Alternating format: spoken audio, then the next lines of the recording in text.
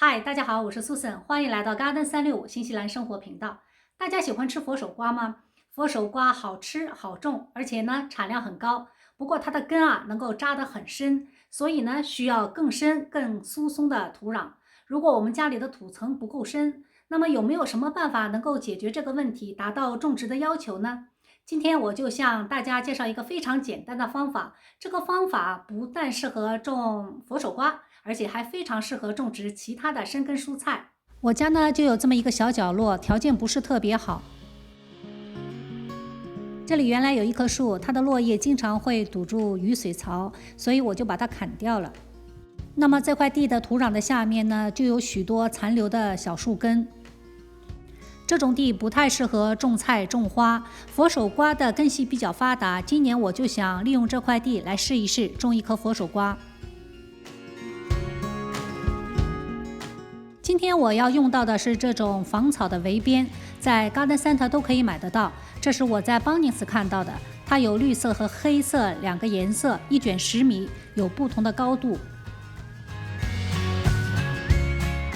这是配套的塑料的一种卡扣，可以把围边钉在土里。现在是春天，大家都在忙着整理花园，卖得很快。像这种宽的就剩最后一卷了。我是在后院种果树的时候用它来围边，这样果树的周围就不容易长杂草，而且割草的时候呢，打边也非常方便。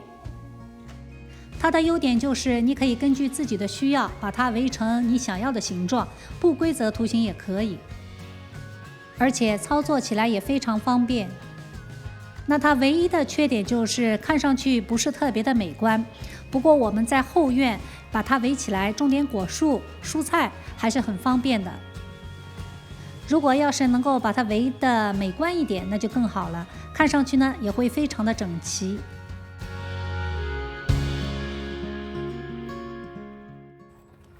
这个呢是我以前用过的旧的，尺寸刚刚好，正好废物利用一下。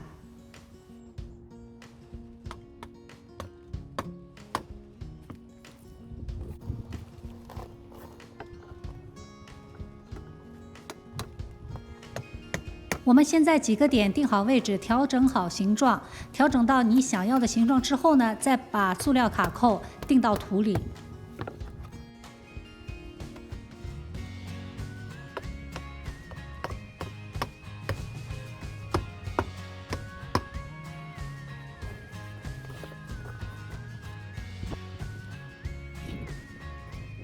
这样土层就被抬高了15公分，我们往下挖很困难，就想办法把土层往上抬。佛手瓜的根系非常发达，如果能挖个50-60公分深的坑，那是最好的。没有条件呢，我们就创造条件，把土层尽量抬高。在奥克兰，佛手瓜非常好长，而且是多年生。虽然我们挖的坑没有那么深，但是佛手瓜依然能够生长。佛手瓜很喜肥，所以我就在鱼店要了一些鱼肠，埋在下面做底肥。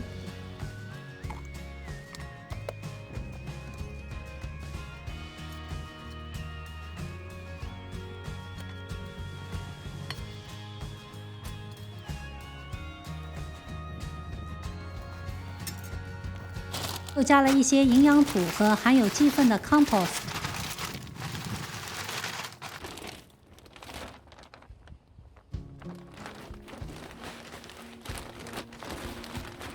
然后稍微搅拌一下，我们就可以种了。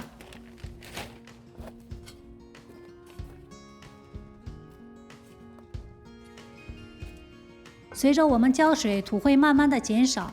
在佛手瓜的生长过程中，我们要根据情况适当的加土。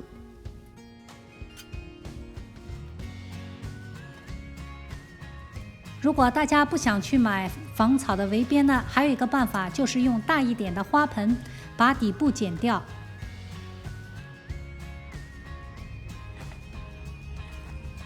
我用一个小的花盆给大家举个例子。我们只需要把花盆的底部剪掉，就可以轻而易举地把土层抬到花盆的高度。这种方法不但可以用在佛手瓜，还可以用在任何蔬菜，来解决你家土层浅的问题。而且它用起来非常的方便，可以把深根蔬菜和浅根蔬菜套种在一起。有一些大的花盆，深度能够达到30-40公分，把底部剪掉，把它直接放在土地上，这个深度基本上能够适合所有植物的生长。这是我的一颗种瓜，冬天温度太高，它的茎已经长得很长了，我们要抓紧时间马上把它种到地里，要不然它的营养就会被消耗殆尽了。我们留2个侧芽，把上面的茎给它剪掉，不要了。我们把它放到土里，很快从这个地方就能长出根来。种的时候，我们只需要把它平放在土里，并且种的不要太深。这是因为我们不希望它马上烂掉，希望它先长根。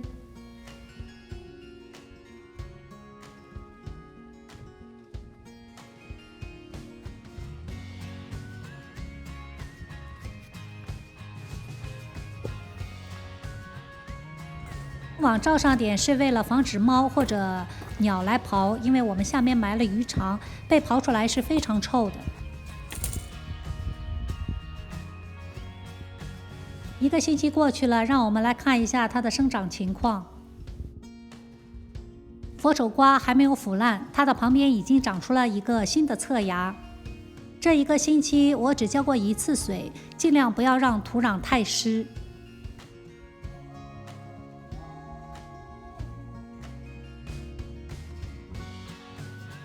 这个白色的就是佛手瓜新长出来的根，说明它现在的生长情况良好。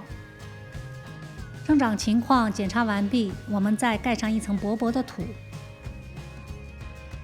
又2个星期过去了，这回的变化就更明显了。叶子长大了不少，变成了深绿色，而且已经开始找地方要攀爬了。这2天我就要想办法给它搭个架子。如果你家的情况也和我的一样，土壤不够深，你呢又想种一些根比较深的蔬菜，